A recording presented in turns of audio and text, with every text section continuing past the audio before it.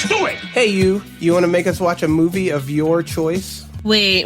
They can make us watch movies now? They can make us watch movies now if they win our contest. What if they make us watch something like Rise of Skywalker again? That's not a bad movie. We are not doing this again. So, yeah, we did a tier list of every movie we've ever reviewed for the podcast. The person that gets closest wins and gets to pick a movie for us to watch and review. Obviously, it's got to be something we're legally allowed to watch. So, no Rise of Skywalker. Enough. Why do you do this? The contest ends on April 22nd at midnight. Only one person per entry. You can find the tier list on all of our social media, Discord, Instagram, Facebook, Blue Sky, etc. We might even do something for the runner-up. All of this is subject to change at a whim because keeping these two on topic is hard enough. I stay on topic just fine. We both know that I wasn't talking about you. Hey!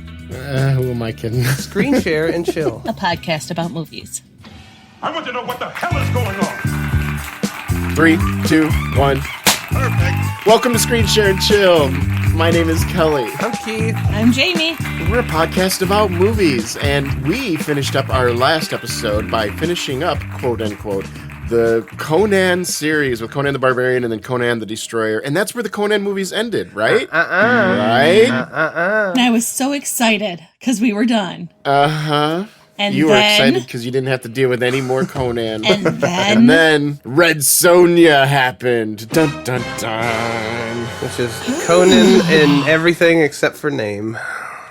I wonder if there's anybody out there that's like, this is my favorite Conan movie. This is the best in medieval fantasy. That there's at least one person in the world, because there's always one person in the world who has really bad taste, no matter what it is. Hey, Geely had people that went to see it, you know. That is my point, exactly.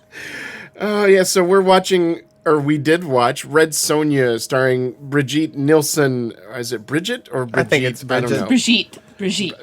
Is it Brigitte? Okay, well, It's we're going to Brigitte. call her Baguette Nielsen. Okay, Baguette Nielsen. And Arnold Schwarzenegger and a couple other people like Ernie Reyes Jr. and stuff like that. But mainly it's Arnold and Brigitte Baguette. Arnold playing Conan from Wish. We have Conan at home. It's Calador. I remember as a child thinking of this like that Mom, that's just Conan. He's just wearing a costume. He's just pretending to be a priest so he can do something. And everyone else in the world said the same thing. Yep. Even I imagine even from their perspective, even Arnold showing up on set, he's like, "All right, I'm Conan. What do I put on? You know, like, you need me to do my grunts. You need the or what do you want?" Couple little facts and figures and interesting trivia bits about this movie. Right off the bat, you can tell by the marketing that they really put Arnold Schwarzenegger front and center. He was not a little bit piece. It was not a cameo by any means. He was the leading man, even though the movie wasn't even about him. Yep. And what's funny is according to the production, he was supposed to be a cameo, but they just kept having him on set and pushing him into scenes. And so they're like, hey, if we got Arnold, we're going to use him, I guess, you know? It makes sense. Arnold he was doing a small favor. He expected to fly out because he had worked with Dino De Laurentiis in his studio so many times in the past, a couple times in the past. They asked him to come out and do a small cameo. So he originally got a flight, and he told his friends and family that he was planning on being out there for about a week. It ended up being a 4 to 6 week shoot that he was involved in, and he ended up getting so many lines and so many parts that it didn't take him long to realize that, oh, no, I'm actually a supporting character in this. And then when he saw the final movie, he's like, no, I'm pretty much one of the stars. I'm a star of this movie, and I'm not getting paid for it. Because, again, it was just done as a favor. He didn't have a contract with them. He didn't, negotiate for the right amount of money or anything like that. So, yeah, Arnold wasn't even really supposed to be in this too much. They just wanted his face to show up at some point. I'm not even supposed to be here today. But, no, he's a main character. And he's, huge on the poster and everything by the time the movie comes out. He's, I the love whole background. The poster for Red Sonja has her in the middle, but she's small. And then he is, looming over her. The image of him is, 3-4 times the size of her. It's incredible. It's like having Godzilla movie, but having Godzilla like 1 inch tall on the map or on the poster, and having like one of his victims 3 times the size. Screaming victim. What is this movie really about here? And some reports have said that the reason why they did this is that they originally did have that in mind. They were just going to bring Arnold in as a cameo, and they hired Baguette Nielsen, and when they got her on set, they realized that she was fucking horrible, and they could not base an entire movie around following this character around. So little by little, they started giving more and more to Arnold to try to balance that out, because they knew what they would expect from Arnold. He could light up the screen in his own very machismo, not very nuanced kind of way at this point in his career. Light up the screen. But yeah, he... quote unquote. Hey, there's no denying that Arnold Schwarzenegger lit up the silver screen for millions and millions, probably billions of people, and especially in the 80s. So, but yeah, they brought him in just because they were so worried that Baguette wouldn't do very well. And yeah, I don't know how true that rumor is, but it feels true. That feels right. Yeah, it certainly feels right. It passes the smell test. Once you see Baguette dancing around on screen a little bit and trying to talk, it's very obvious that she is not an actor first. She may have turned into an actor later in her career, but this was some rough going at the beginning. But here's my thing. So like they brought him on because maybe he could carry.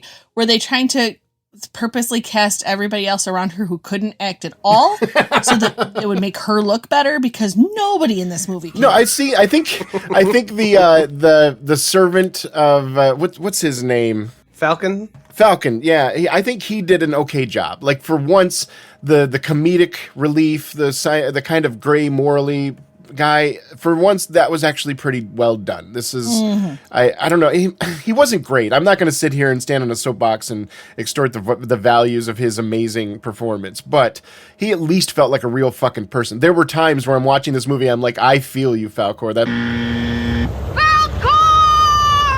Falcor. Definitely not Falcor.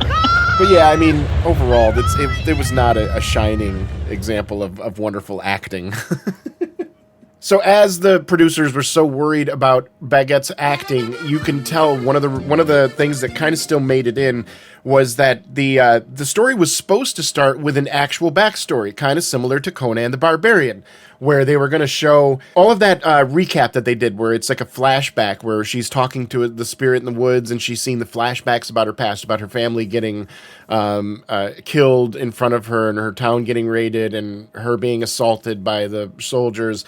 All that stuff was supposed to be played out on screen, and they filmed it all. That's why you can see in kind of like very intricate flashbacks, there are whole villages that they used and burned and stuff like that. They didn't film those just for the flashbacks. They filmed them intending them to be in the movie. And when the producers and editors saw what Baguette was doing on screen, they're like, oh my God, we've made a huge mistake. And that's where they made the changes. And how that ended up translating is they end up cutting like 20 minutes from the movie and just adding it as that little flashback at the beginning. Yeah, so the Baguette and Arnold connection, according to both Baguette and Arnold, was an intense affair, and it was a physical relationship that existed off-screen as well as on. So while Conan and Red Sonja were dancing around on screen, the two actors were more than likely bumping uglies quite a bit off-screen. And right after the movie ended up cutting and they moved on, even before the movie was released, if I remember correctly, Baguette went and slept with Sylvester Stallone, and they pursued an ongoing relationship, and they ended up getting married right before the movie came out. And if you know anything about Arnold and Sylvester Stallone, they had a huge rivalry in the 80s. So I was like, oh my God, how did this part of the rivalry never hit my radar? Like, Arnold met a co-star in a movie, and sounds like they fucked each other's brains out for like 4 months in the middle of the countryside. And then as soon as the movie cut, she's like, I'm going to go hang out with the person you hate most in the world and get married to him. So there's some tea there that they're not disclosing to the public, but oh my God, how does that...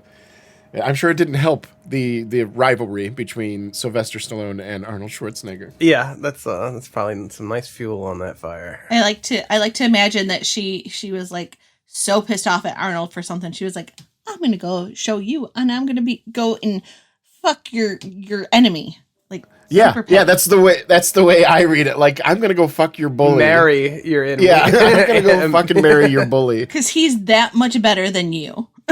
Yeah, and I don't know what did he do? What caused this this immediate, incredible, intense reaction? But again, they don't talk ill of each other. So I mean, they kept it professional enough where whenever they're asked about it, they just say that it was an intense affair. So who knows? Maybe it was just a dalliance, and they both expected to go different ways. And she's like, "Huh, I guess I have a thing for big muscle-bound guys." And then Sylvester Stallone walked across her path, and she's like, "Hey, you know, we don't know. They might be really good friends to this day, but it's kind of funny to imagine." The last little piece of interesting trivia that before we get into the meat of the conversation, it might have influenced the financial success of this movie that it came out the same day as Back to the Future. Yeah. Back to the Future 1. I don't think it really influenced the financial success of this movie, but we can pretend like it did. I mean, it had to have. It had to have. Yeah, you know, like, it's like you don't release on the same day as GTA 6. You don't release on Terminator 2 Day. Like, don't even go the weekend after. Wait a month after T2 comes out before you put your movie out in theaters. Had to be very hard on the marketing team to try to make that work. All right, well, guess it's time to talk about the good.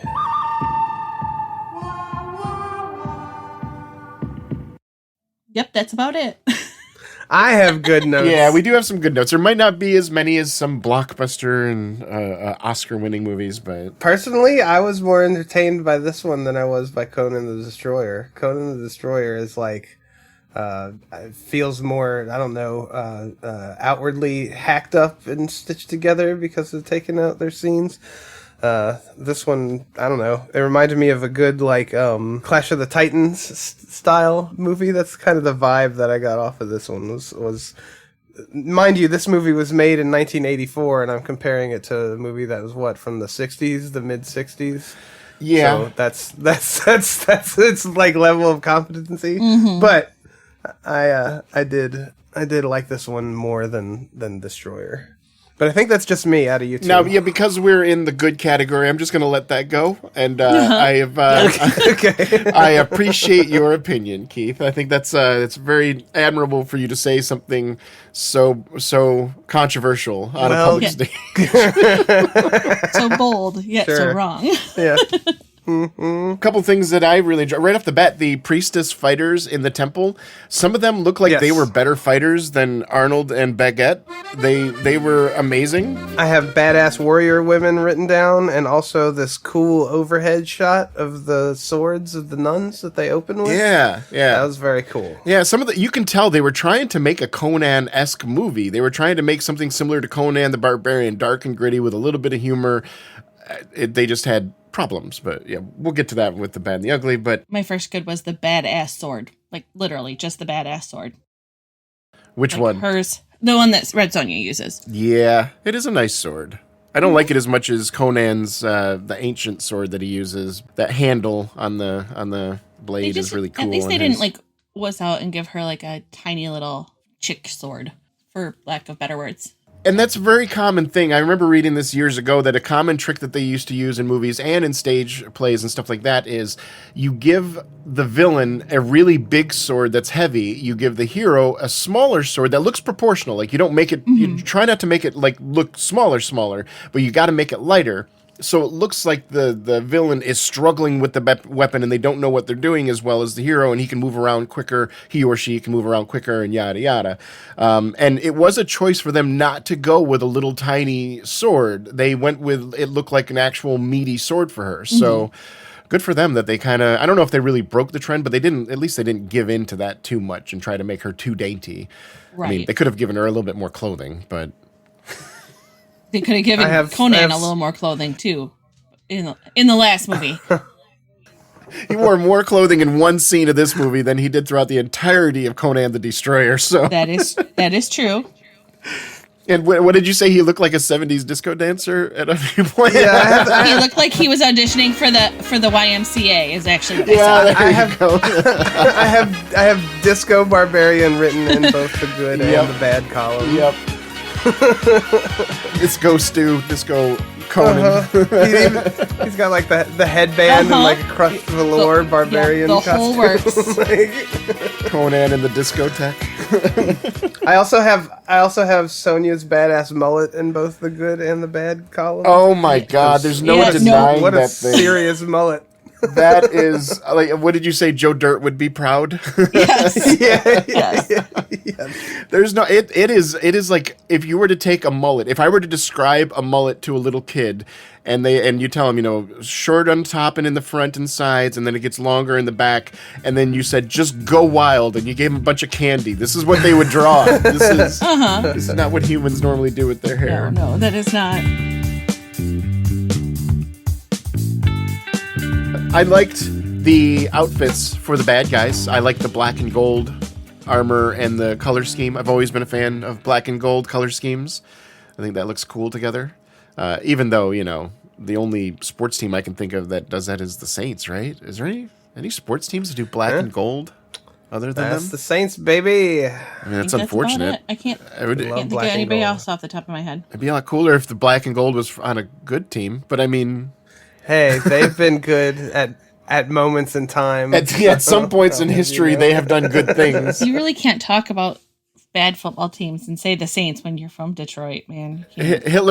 Hitler drew a painting too once, so I don't want to. He drew a painting. Yes, he painted a paint. Well, you draw it first, and then you paint on that's top remarkable. of it. He's a tracer, okay? He's just tracing. Did he ever paint a drawing? Sometimes it takes a little bit more skill to go that direction, though. I have "Your sister's dying" written in the good column. How is that good? I mean, it's funny because it's funny. Yeah, it made me laugh. the way he It says brought it. He me just joy. looks like, "Come on, your sister's dying. Come on, we Yeah, have to it's go like now." no sugarcoating. Just at ditch her and all. run. He did, yeah. I have Falcon and the Young Master. I love those Oh my that God. character duo. I'm probably one of the better. Is better than any side character that was in Conan the Destroyer. In Conan the Destroyer, we had a 15-year-old girl, Bombada. Who are you kidding? Grace Jones? Well, okay. Well, Grace Jones is the saving grace of those side characters. That would have been a better name for that episode. Saving Grace. Yeah. Too bad. Yep. Can't do it now. The little man, even if I hate to say this rudely because he's a little kid, and the child actors, he did pretty well for a child actor, but like he didn't go above and like it didn't feel like it was an award-winning performance by this child actor. And No, it feels like but the it would character have. is fun. Well, no, see, that's where I differ from you because it feels like it would have taken award-winning cuteness for me to look past how fucking annoying and like No. it's too over the top. You know, like you can paint a picture of a spoiled imperial child without having him just constantly like he's standing on a rock that if this person lets go he's going to fall into the lava, but he's just standing there defiantly like, why should I exert my muscles to walk the 5 feet to save my own life? Why don't you? And it's like it's so yeah, stupid. He's a prince, Kelly. Come on. What are you asking of this guy? Would you ask a prince to do anything? Come on. I've never know your place. Yeah, I've never seen a prince like in any other media act so completely dumb. Because like that means either this child is spoiled. Okay, save it. Hey, save it for the bad column, Yeah, buddy. yeah. Anyways, We're talking about Falcon. my good. Falcon which is good. I don't mean to yuck your Falcon yum. is You good. go ahead and you enjoy that child acting performance. Fun trivia note: the child actor Ernie Reyes Jr. is Donatello in the TMNT movie Suit in 1 and 2. You'll notice And he doesn't do the also, voice. No, he does not do the voice. I but he wonder does why. play what's his name? Kino in the second one. Their pizza delivery buddy. That's also him. We don't talk about that. Why not? That didn't happen. It didn't fucking happen. Oh, it's better than 3. TMNT 3 didn't happen. I never even bothered. Whenever somebody said to me, "Hey, do you want to watch TMNT 2 or 3?" I said, "Go Ninja, go."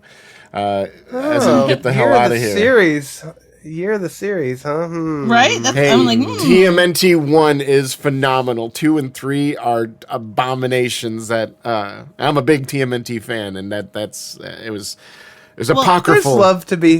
there's love to be had in the second one, but the third one is... Well, we're not here. Maybe we'll do an In Defense Of where you can defend TMNT too, because I would love to beat the shit out of that movie. That would be fun. I don't know. I would rather not defend that All right, movie, well. honestly.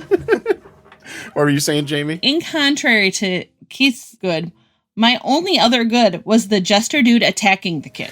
Like, just attack the shit out of the kid. Get the kid out of there. Like, I hated that kid so much. Good point number 3, attacking the child. Hey, you know what? I'm kind of with you, not attacking children in general, but this one, yeah, he deserved that particular child. Yeah, he deserved a timeout. He needed to go stand in the corner. Yep. He needed something. Like, and I don't blame the kid. I honestly think that he was directed to kind of act that way, and that makes it even worse because that was an adult that was in charge of that and made it that bad. Oh, the bandit. Yes. The bandit was one of the best. He was one of the best actors in the whole fucking movie. Yes, The bandit that tries to capture the child. I wrote, all right, now it's getting interesting, and then in the bad column I have written 30 seconds later, this man is dead. Yes, exactly. Yeah, the best fucking actor in the show, and the one that he had an interesting looking outfit. He had an interesting band of people with him. He seemed like a very morally gray person. Yeah, and then It's like, poof, now gone. we're getting somewhere, and then nope. Nope. So yeah, the bandit, Fucking whoever movie. you were the shining light in this sea of mediocrity, or worse.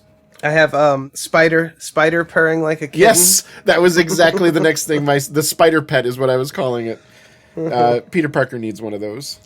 Yeah, I'm It's never like- going to call a spider pet a good thing. Nope. Not even if it purrs like a sweet little kitten. It did make me laugh when it purred, but no, still not going to be a fan. The wizard is I don't know if I would consider this necessarily a good, because this is one of those where I found it funny, and I don't know if it was intentionally funny, but the wizard deserves to be on a Daft Punk stage. It feels like somewhere he deserves to be spinning on a stage at like Coachella or something. He looks like a very eccentric 70s DJ to me. He looks like if you took Daft Punk and combined it with Manos Hands of Fate, that's who you'd get.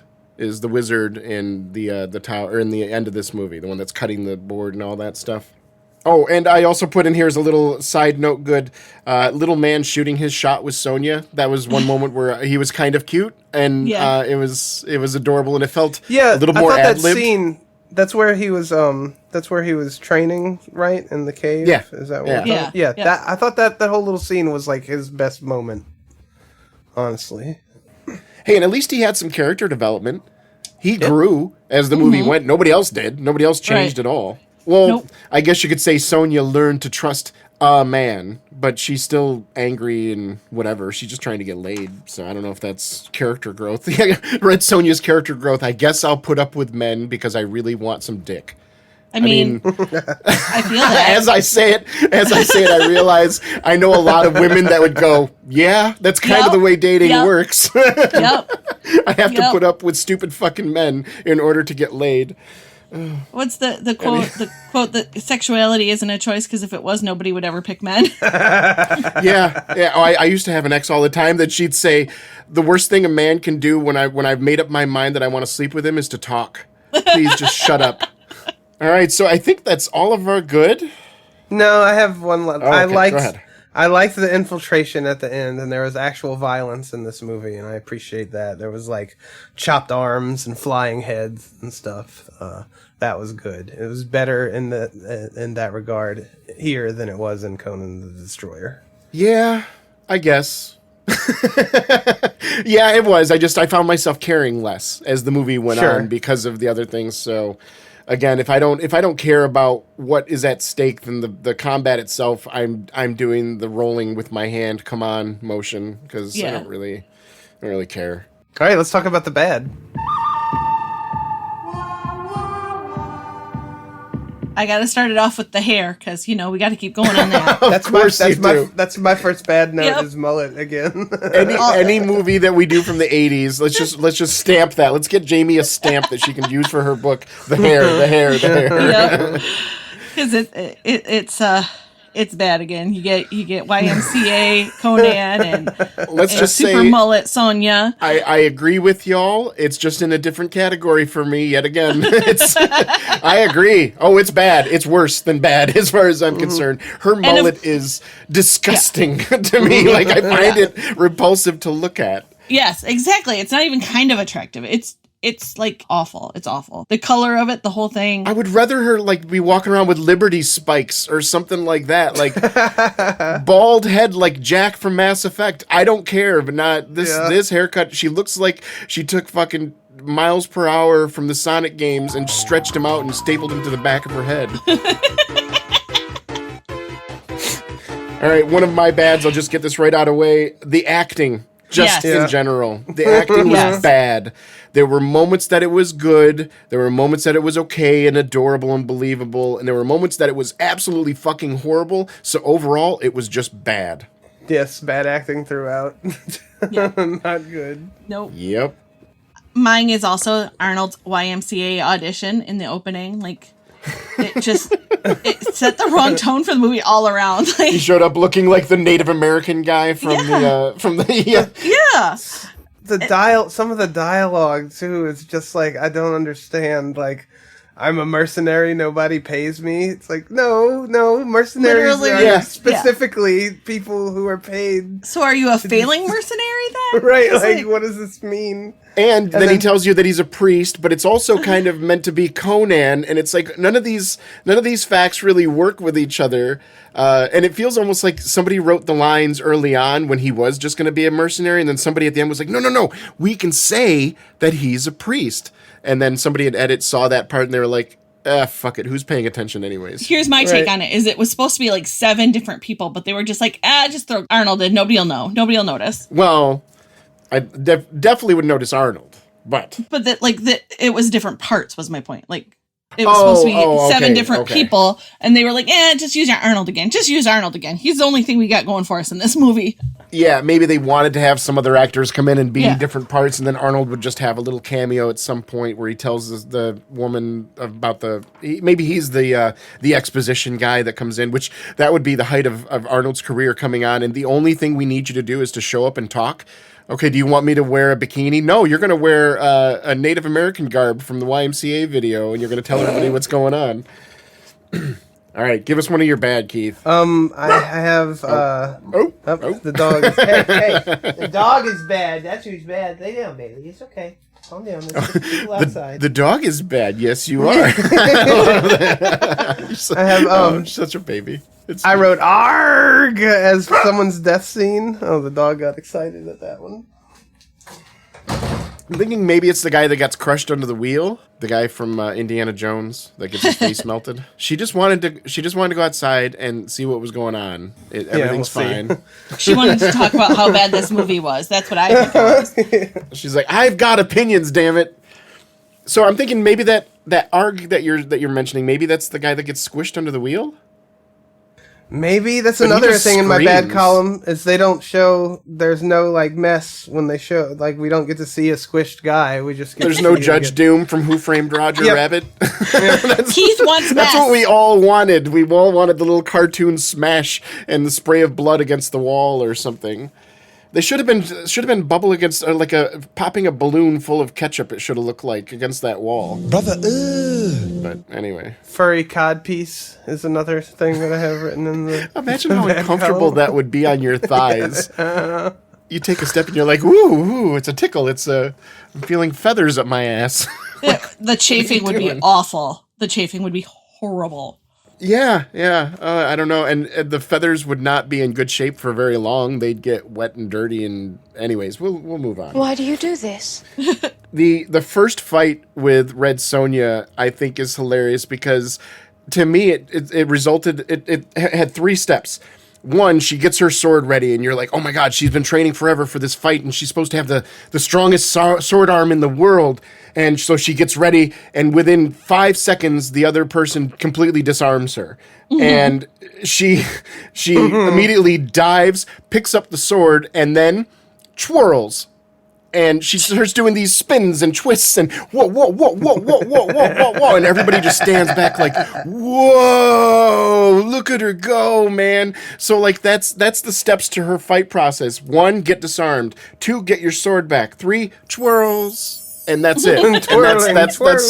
Yeah, it felt like Sailor Moon or something like that when she came back. Like, none of the stuff that you're doing is a fighting move, nor is it going to stop you from getting disarmed like you just did. Like, Right. It just seems her first fight. I was expecting her to whoop somebody's ass because we were just told how amazing she is at everything. But no, she's kind of, I don't know. Maybe it's because it was her first fight. It didn't feel like it was a lesson learned. It just felt like we want to put her in a precarious situation so she can get out of it with her twirly dance. I gotta comment again about like the randomness. Like, she hates all men, but some random strange man rides up, says, "Your sister's dead," and then she rides off with him. Like, Well, he follows her. still, she doesn't know he's following her. Like, Yeah, I mean, I guess Arnold is a very attractive man. Like, I don't know, nothing.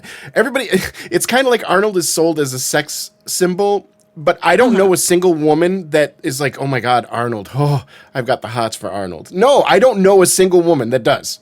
I think Arnold is what men expect women to want, if that makes sense. Yeah, it definitely, it feels like that really bodybuilder physique that you hear all the time from women, that women would rather hook up with a guy that looks like Jack Black than a guy that looks like Arnold Schwarzenegger. But I mean, there's also the thing, like, if you did meet a guy that was built like Arnold Schwarzenegger and he wasn't a complete douche, I don't know, you might be like, I gotta try it once. I gotta see what it's like to have sex with a mountain of muscle that has no hair on it. What does that feel like? But, you know, I don't know. I'm part gay, so that might be clouding 47%. 47%. 47%. Yeah, I don't like, I can't say that I've ever been in that position, but I just don't find that attractive at all. So I don't think I would. I don't either. Like, I am don't, with you. I like men that like have hair.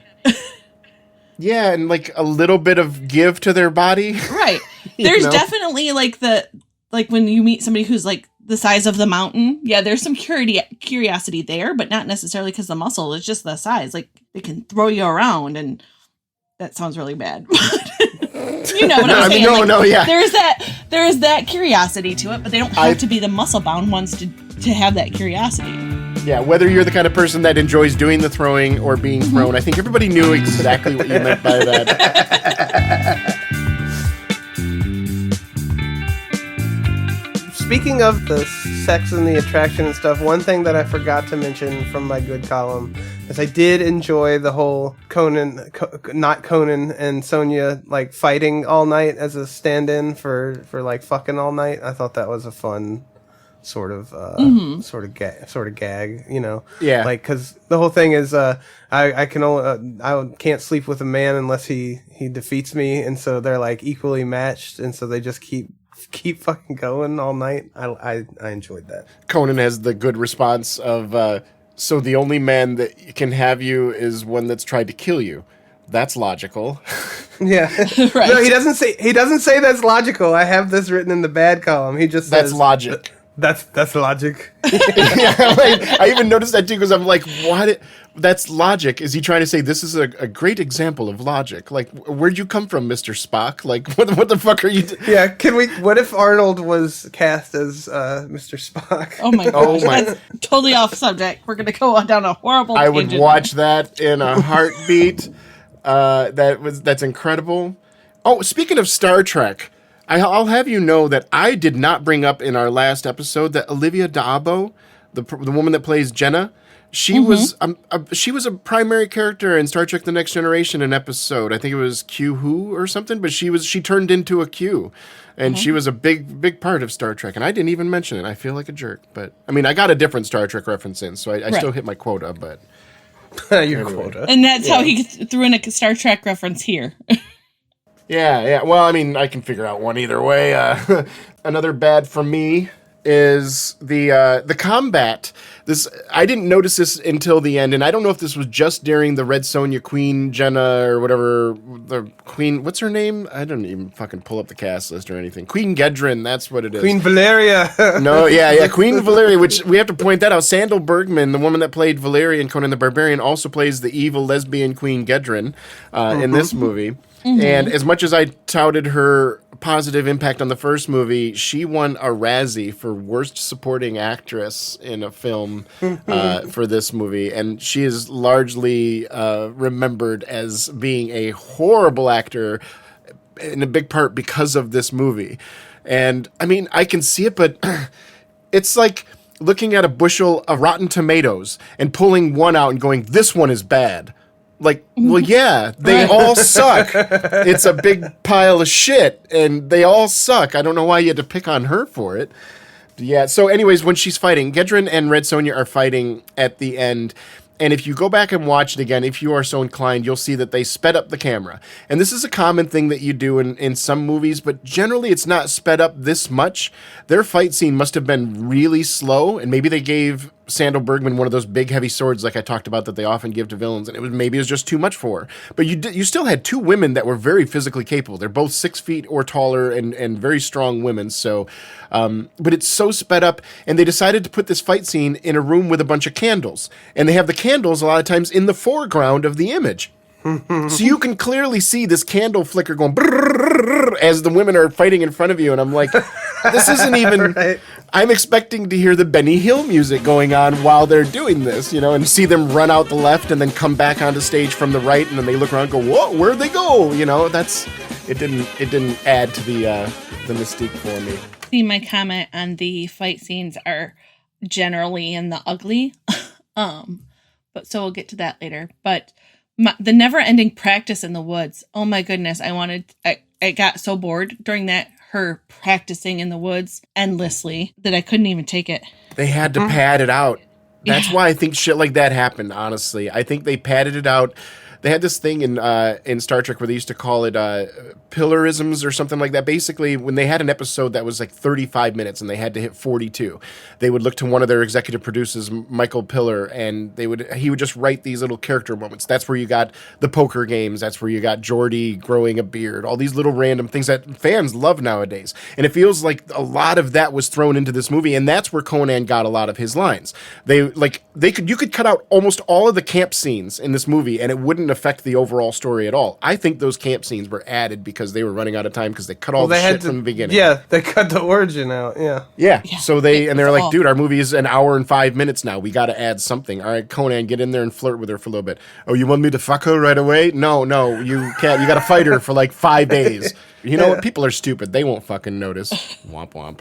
Go ahead, Keith. What's one of your bads? We've gone through all of my bad. That's Oh, I got plenty more than one of my bads is unfortunately the music, and this is kind of with an asterisk. This is a little bit in both categories. The music was done by I always struggle with this guy's name, Morricone.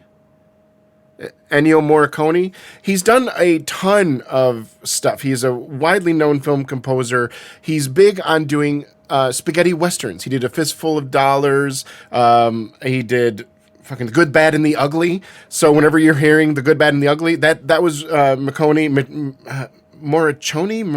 I forget how to pronounce his name, but I've heard his music for years and years. I'm not a huge Western fan, admittedly, so that might be why I don't know how to pronounce his name. But and you can hear it in this movie, that Good, Bad, and the Ugly, that spaghetti Western DNA is bleeding through.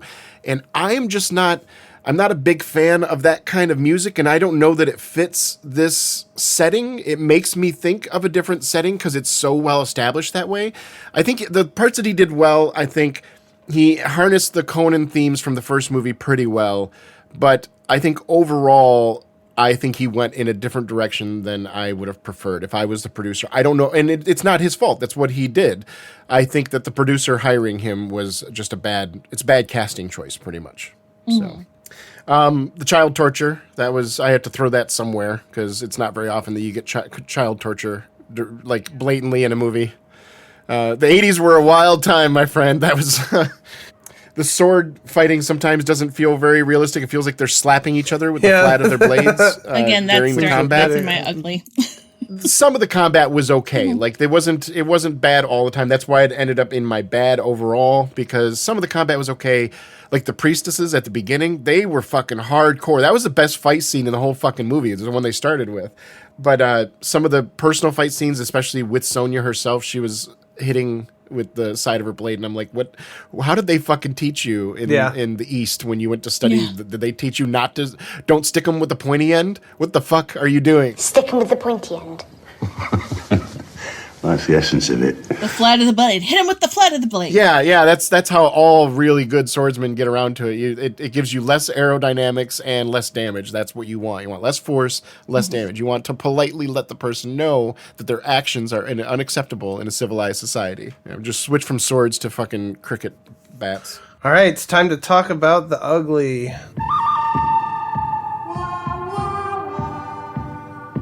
Let me start this one because this absolutely pissed me Sure. off. Starting a woman's story with a rape. That's my ugly. That's my main ugly comment. Straight too. up, fuck you. Yeah, apparently, Fuck you. the only way in the 80s to have a woman's story grow and build character is to have her be raped. That's just like, come on. We need to be better than this. I mean, we've gotten there as a society, but This movie man. is anti-women in a million ways. That's the start of it. It starts off with like just rape for rape. Like they didn't need to have the rape at the beginning. They could have just had her family die. Like Conan didn't get raped. No. His mom and dad got killed and he was sold into slavery. Isn't that enough? Even his mom didn't get raped. No, and how much that elevated the movie where we weren't talking about that. We were talking about the weird look on James Earl Jones's face and the music in the background and all these other things that were going on because we weren't busy thinking about this fucking random trauma that somebody threw in for their own fucking side fantasy or whatever.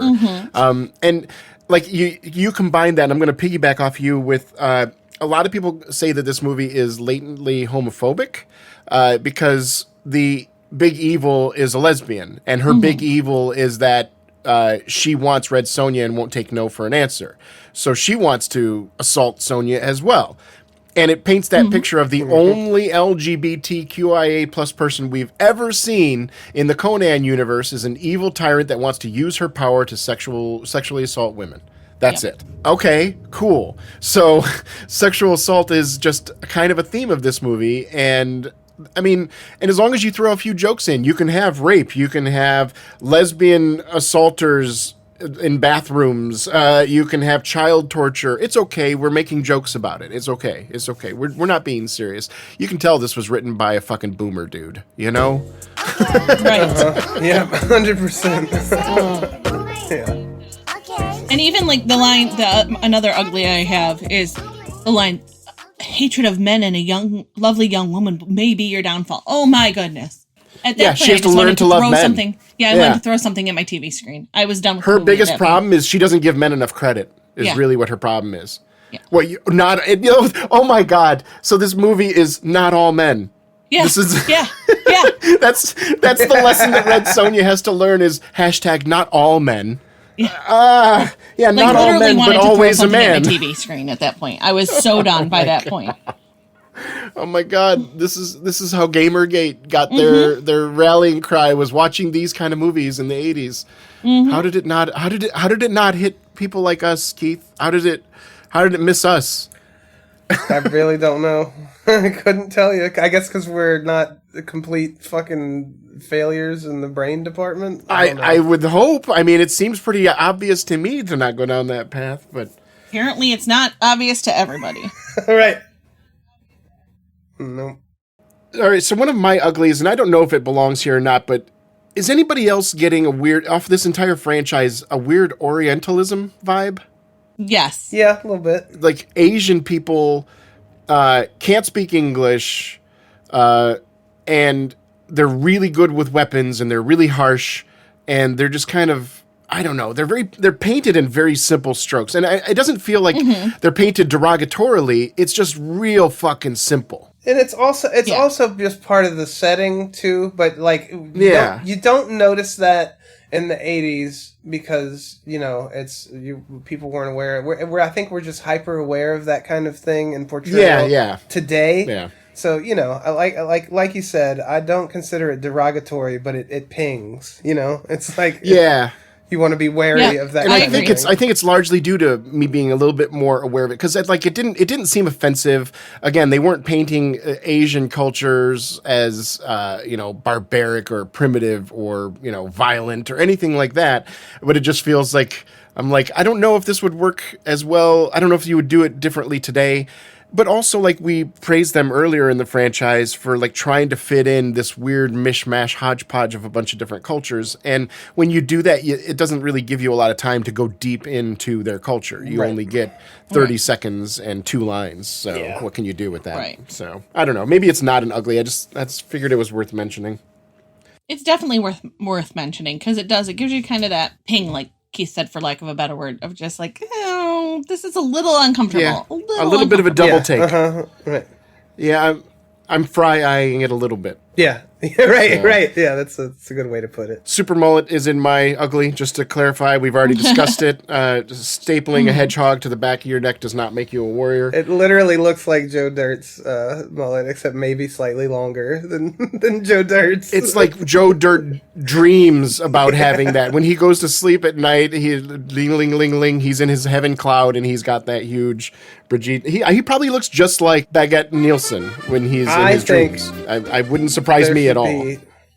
That's where he got the Someone inspiration. Someone needs to make a painting of Brigitte Nielsen and him sharing lunch over his frozen meteorite, and that would be a wonderful centerpiece for any living room.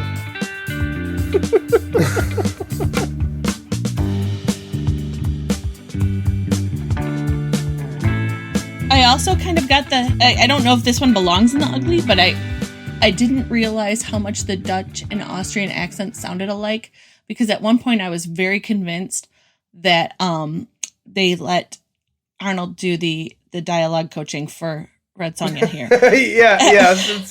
She even starts talking in the same cadence and everything. Yeah, as him. So we did say that while we were watching. I know these words can be very difficult if you just listen to me. I've been through this. So this is like an honorable mention. This isn't really an ugly. Well, I guess it counts as an ugly, but that one scene where she's charging at the camera and making that face with her lips, but the noise that's coming out is not clearly not the noise that would be coming out of your mouth if you're making that shape with your lips. Do you guys remember what I'm talking about? Are you talking about Where Are You? Yes. Queen Gedrin? Yes. Where are you? Or however she says it, I'm like, but it'd be this is boggling my uncanny valley. Yes. It is spiking off the charts, and I'm like, this is not how human beings talk to each other.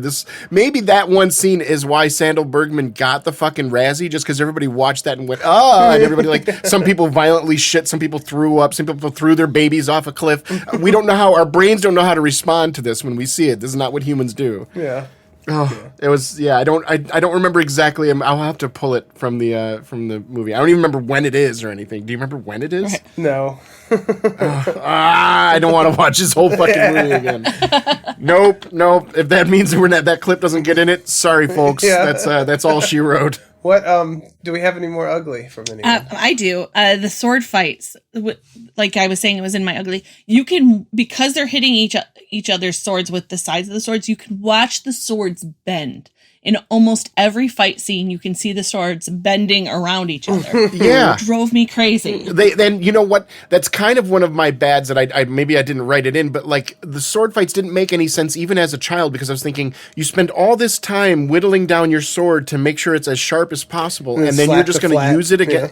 Yeah, it doesn't make any sense that you would blade to blade a lot of the shit that they're doing, because it would knock the fuck out of your swords, and it would bend the shit out of your steel. No matter how good your steel is, steel can still bend, or it'll break if it's not bendable. You want your sword to bend. It made no sense, and absolutely, I'm right there with you. My last ugly is, and I'm sorry, I feel like I'm hounding on it, but it's such an ugly that it ruined the entire movie, really, and it caused a huge. It was a butterfly in the African desert or something like that, because it changed a lot of things in the film industry. Baguette's acting. Baguette's acting is so fucking I bad. love that you've just called her Baguette through this. Yeah, I'm done. I'm done thing. trying to. It works. Her acting is so fucking bad that they had to bring in Arnold. They had to change the movie. They had to cut things out. They had to add things that are filler. They had to ruin their relationship with Arnold Schwarzenegger because they were painted into a corner by themselves. It ended up putting that rift between them. So now we don't get any more. That's another one of the factors in why we never got another Conan movie. Arnold went on to do things with other people. It was a huge rift in the world that happened just because Baguette couldn't act her way out of a fucking paper bag. And they refused to cut their losses with it. Yep. And I mean, I will give her this, that, okay, I understand it may have been a language barrier, but maybe that's not your fault. Then why did you hire a woman with no acting experience that doesn't speak English? Exactly. To star in your movie. It goes back to the fact that it was made by a middle-aged boomer. He just thought she was pretty, and he wanted to put the pretty woman in his movie. That's like finding a guy with carpal tunnel that's never beat a drum before in his life to be your drummer in your rock band. What'd you do? Why'd you do that? Like, you could have just picked anybody. You could have put a robot in the screen. It would have been doing better. You could have picked that robot from Short Circuit and had him play Red Sonja, and it would have been... Hey, laser lips! Your mama was a snowblower. That'd be amazing, actually. Yeah. All right, Jamie, any other uglies? Nope. Those are my uglies. But they're really ugly uglies. Like, they are. Yeah. I don't even think ugly describes them well enough. I only have It's the hard one to look past some of these. and it's the one that I can't get past. You know, so Mm-hmm. despite me having that positive, overall positive compared to Conan the Destroyer for my viewing experience, that one ugly is so ugly for me that it just like completely Yep. steals the show. That's kind of where I'm at. Like, the two things together that I mentioned that made me want to throw something through my TV screen, that was enough to make me absolutely despise this movie. Yeah, the assault. Yeah. The assault and the not all men. Yeah, the main lesson that the hero has to learn is not all men. That I would never get over that.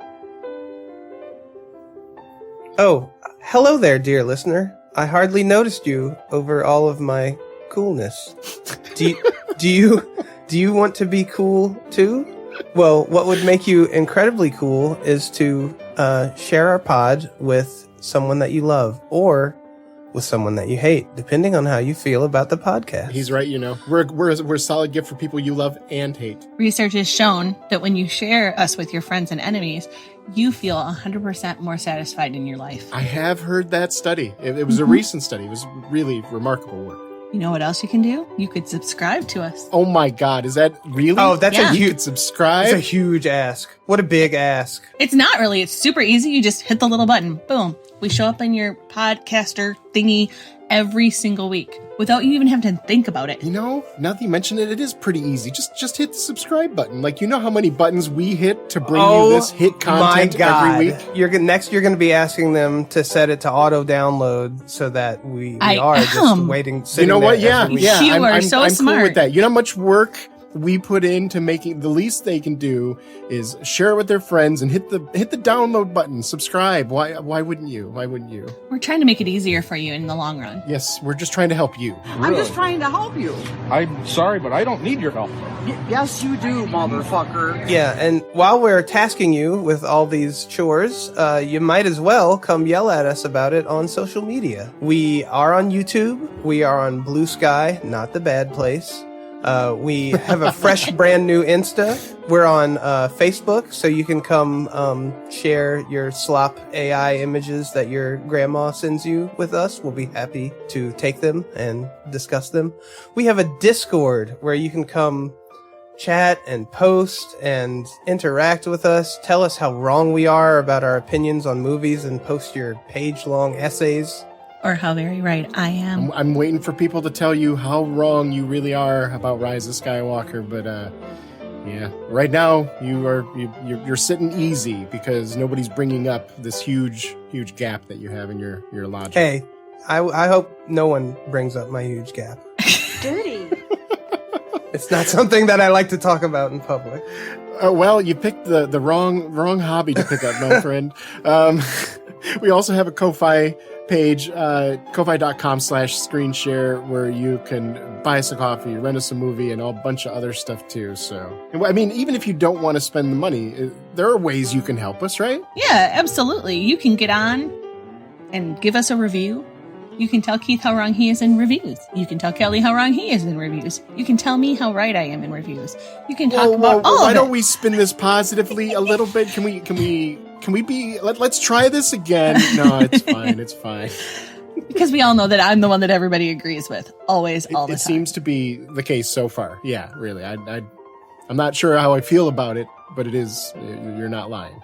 So really what you could just do is leave a review that tells everybody how amazing you think our podcast is, and that's why you listen to it every week. We'd love that. We'd love that in participation, and we might even read your review in an upcoming episode. But if you do want to spend the money, we are totally fine with that. We could use the support. That's why we put these ads in here, to try to drum up a little extra support for this pod that you know and love, that we've been working with you for a year, putting out quality content every week. Mm-hmm. And some of the ways you can support us is on ko-fi.com/screenshare, where you can rent us a movie. You can force us to watch a movie and review it. Be prepared. We might not always like it. You can make us read a message that you type out to us. We can play a recorded message. Again, all of these are within reason. We're not going to say anything horrible or mean to anyone in particular, unless it's really, really funny, I guess. And also, if you have a small business or a podcast or something that you want to promote, you can absolutely buy some ad time with us too. So look for us on ko-fi.com/screenshare, and you can find out all about those financial ways that you can help support the pod. And hey, you know what? We'll even propose to your future fiance for you if you pay us enough. Right. It doesn't need to be a business you're advertising. Did you write a poem that you really like? We'll read it. We might snicker a little bit, but Hey, no, we'll give an honest try to not mock any art that people send us, because that's art is a sacred place for all of us here. So, and art is always subjective. So just because one person doesn't like it doesn't mean another won't. Except for the Rise of Skywalker, except for the Rise of Skywalker, which is objectively good. Oh no! We'll save that for the pod. But thank you all for joining us, and now back to your regular scheduled rambling. Back to the show. We have a couple questions to ask ourselves about this movie now that we've finished watching it and debating it. You had mentioned that Al left a really sort of powerful voicemail in relation to the possibility of us watching this movie and warning us against it. Oh, yes. Did you want to play that? I'll go ahead and I'll play it now. Listen, I know you were doing the Conan movies, but please stop there. Do not do Red Sonja. I'm telling you, it is not a very good movie, and it's one of the worst fucking movies ever fucking made. You can't do this movie. I promise you, it will not end well for you. It is an abomination to all mankind and should not be shown to any human ever. Do you understand me? Good. As a matter of fact, a friend of mine that was involved in the film tells me the story about how he would show it to his children, or he threatened to show it to his children if they ever acted up and were being a little jerks, and he never had to use it, ever, because they all knew what a horrible time they would have if they sat down and tried to watch Red Sonja, one of the worst things ever fucking made. And as far as the romance goes in the movie, I hear that Arnold and Bridget Nielsen had very passionate love. They are good friends. They think nothing but good things about each other. So anything you hear otherwise is complete bullshit. Okay, don't give these leeches, these parasites, any time or energy. They're not worth it. Just go back and watch Conan the Barbarian, the much better movie. But for me, I have to get the fuck out of here. I agree with Al this time, that's for sure. Yeah, well, I mean, it's kind of, I hope he's not too upset that we got that message from him and then proceeded to watch it anyway, but he wasn't wrong. I mean, we got the message after the fact, didn't we? If he minds, his lawyers will be in touch as always. But at least at this time, we're in agreement with him. So, I mean, he's not... And it seems like he's got somewhere else to place his anger. He's angry at the movie, Yeah, thank not God. us. Yeah. So, yeah. Yeah, it was nice not getting screamed at personally this time. Yeah, it's scary when nice. Al yells at you. Especially when he calls you by name. Yeah, fuck you, Keith. When he, that's we don't want any more of Wait, that. so I'm the only one that gets turned on a little bit? Well, again, everybody's somewhere on that spectrum. I'm usually the pitcher. All right, put your equipment on, and we're going to ask ourselves our 3 questions about this movie. So starting with the popcorn bucket. What would be the popcorn bucket for Red Sonja? Oh, jeez. Do I even care? is the real question. A paper bag to put over your head so that you don't have to watch the rest of the So movie. no one can see Oh you no, it leave could just the be theater.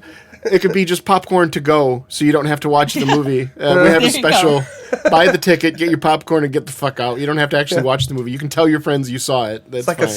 a stapled shut bag to keep the popcorn warm for your drive home. Or it's the DeLorean from Back to the Future, because everybody in the theater, nobody gives a fuck about this movie.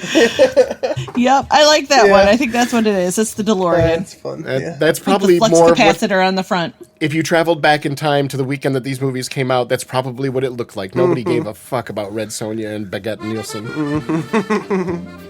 All right, our Imagine next that those were the question. people that went to the theater to see Back to the Future and it was completely sold out. So they were like, oh, I guess we'll see this instead. Yeah, Wah. they take their little kid in to see a woman getting raped in the screen in the first 5 minutes, and they're like, "What the fuck, man? Came here to see a family movie. Conan the Destroyer didn't have any of this." All right, so if you were to replace everybody in this movie with Muppets and keep one human actor, who would you keep? The kid. That was literally my answer. That's good. Muppets That's except good. For the kid. Yeah. And he seems like he's helpless, but he could literally just kick the shit out of every single one of them. Because seeing the Conan Muppet that we have previously established, but in that crushed velour disco barbarian outfit, sounds wonderful. It would also be fun to see the Queen Gedrin as the human, and the entire cast Yes. of Muppets and everybody trying to take her down. Yeah, foiling her. And- yeah, I can see And that. her running you can away see, from like, Muppets all the time and trying to get away from the Muppets. Yep. And the Muppets flying through the air at her. And the Muppets can comment. She'd say something like, "Where are you?" And why did you have to say it like that? Yeah. What's wrong with her mouth? Even my mouth doesn't look like that. Maybe the Muppets themselves just skip this movie. They show up and they go, "No, let's go watch a different No. movie." And They go watch Back to the Future. Back to the Future's on next door. yeah, the Muppets version of this movie is just Back to the Future as it's shown in the theatrical release. That's, It's just here you go. Them watching Back to the Future is the Muppets version of this. Yeah. You see a Marty McFly Muppet walking through the background. Gee, Doc. All right, and our last is, who is your MVP? Whether it's the set design, the director, the person that took the ticket in the theater. Who's your MVP for Red Sonja? The jester that was attacking the kid. I mean, that's the easy answer. Maybe the credits. Can they be the MVP? Yeah, like I wish I had the music to lean on so I could say the composer, but even that I wasn't crazy about. I guess I got to give it to Falcon. I don't know. Does the last place team get an MVP? Does that count? You made me give one to Conan, so although this is far worse than Conan. That's, you know what I'm saying? Like, this is even, I don't know. I guess Falcon, and I think the actor did a pretty decent job, because there are several times where the look on that man's face when he's exasperated with the little fucking shit that's acting like an asshole, that I saw that look on his face and I'm like, that's me. That's a meme. I could turn that into a GIF, and I'm sure everybody on the internet would understand exactly that feeling, because that's, are you kidding me right now? Okay, Right. you know. So other than that, that's pretty weak. What about you, Keith? I think for me, the MVP is Arnold.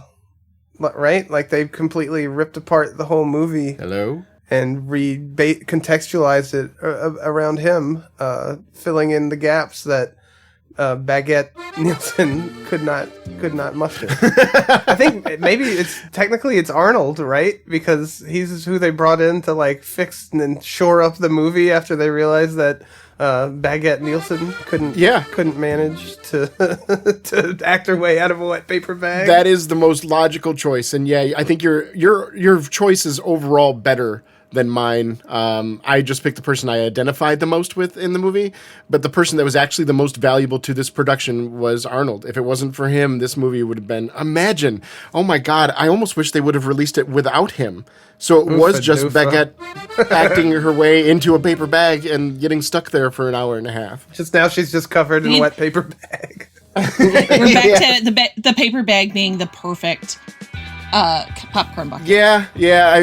Paper bag and the DeLorean combo, depending on if you're going to see Back to the Future, you get a futuristic DeLorean. If you're going to see Conan, they give you this shitty popcorn bag that's half oily. It's been reused a couple times, you know.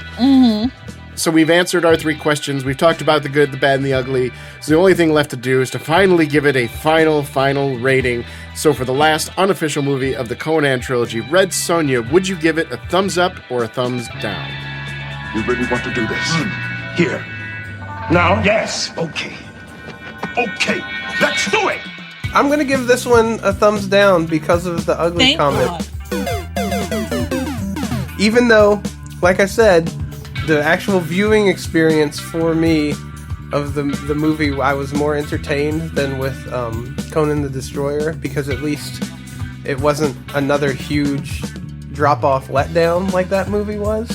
I just can't recommend this to anyone to watch.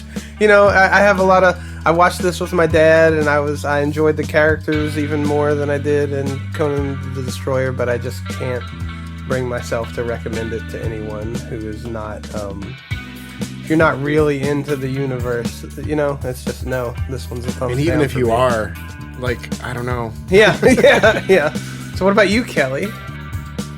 Definitely a thumbs down for me. I had this movie on VHS when I was a kid. I didn't have the other 2 Conan movies. I had this one, so I've seen this one a bunch of times. And when I was younger, I kind of liked it. And this is just more proof that when I was younger, I was kind of dumb, because there's no reason why this movie should be enjoyed by anyone. It's the weakest link. There are very few redeeming qualities. The acting is poor. It just feels like one of those productions where in almost every category it gets an F, and it doesn't have many. Jamie? I literally wish I had like 7 more arms so I could give it 7, 8, 9 thumbs down, because honest, this movie is so awful. Everything about it is awful. The theme of it is awful.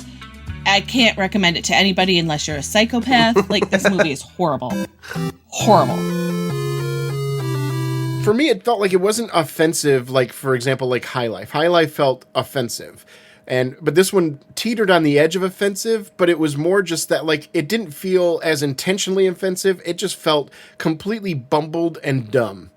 Like, whoever put this together didn't know. They knew what the basic parts of a movie are and where they're supposed to go, but that's about it. Right. They didn't understand the artistry behind making a movie. You got to take the lens, the cap off the lens first. That's exactly. Number one. It feels like a non-offensive movie, just done very poorly and very ham-fistedly in every way, shape, and form. And that's... And I find the theme of it to be offensive. I find the way it started to be offensive. And I feel like it's like that person who says, well, you know, it's just the way I was raised. It's the time I was made in, kind of offensive. Like, they don't think that they should have to take responsibility for their offense. Kind of offense. I'm totally with you. And like I said, my interpretation was right on the, like, it was definitely, there are offensive parts, but it felt like they tripped into being offensive. Like, they didn't go, yes, let's blah, blah, blah, blah, blah. But your perspective on it, 100% valid, because if I was looking at it from a slightly different point of view, then I would find myself agreeing with you in a heartbeat, I'm sure. No. I'm just a hair away from it anyway. Interesting question for Jamie. After this one, Does it at all like boost your viewing of Conan the Barbarian by comparison at all? Do you? I mean, it's clearly a better movie, right? Yes, Conan the Barbarian is a better movie than this, and I already said that. Like, this movie is, it's like I could eat a sandwich full of horribly rotten meat that will make me sick, or I can eat literal shit. That's where I'm at. Like, are you describing the last presidential election in the United States? Oh, commentary. Right? So, yeah, that's how I feel. Like, yes, Conan is not as bad as this movie by leaps and bounds. Yeah, when I was picking this series, and even like if you were to ask me a year ago, I would have said Conan the Barbarian, great movie, have a great time with it. Conan the Destroyer, it's fun. It's got its weak points. Red Sonja, it's fun. It's got its weak points. Now that I'm rewatching it, Conan the Barbarian, I still love it. I still have a great time with that movie. Conan the Destroyer was okay. I mean, that one hasn't changed too much, but Red Sonja, horrible. Like, I fart in its general direction. It's just not a good movie at all. All right, well, so those were our thoughts on Red Sonja. What are yours? Why don't you let us know? Send us a comment. Show us some love on social media and all that stuff. But I won't waste too much of your time with that because we got to get out of here. We've reviewed one movie and now we've got something coming up next week that we got to get ready for. So hey, don't forget to enter our contest. Yep. Yeah, I mean that's we already got quite a few entries. Some decent picks yet, and some picks that some movies that we have in our S tier that I see that people are putting in the F tier and vice versa. And I think that's gonna be. I think y'all are gonna have a good time looking at these entries. Agree with me. Well, I don't know if you knew how our list ended up. There's some movies that are low on our list that some of our viewers might be placing higher. But, yeah, we'll talk about that next week. But for now, this has been Screen Share and Chill, and I'm Kelly. I'm Keith. I'm Jamie. Bye. See y'all later. Please don't grow a mullet, and if you're gonna do it, there are respectful, mature ways to grow a mullet. I think. I don't know. I don't think that's accurate. I'm going to call the police. You go ahead, call them. Call anybody you want. They can't do anything to me. Not anymore. And nor can any of you. You go ahead, call them. Call anybody you want. They can't do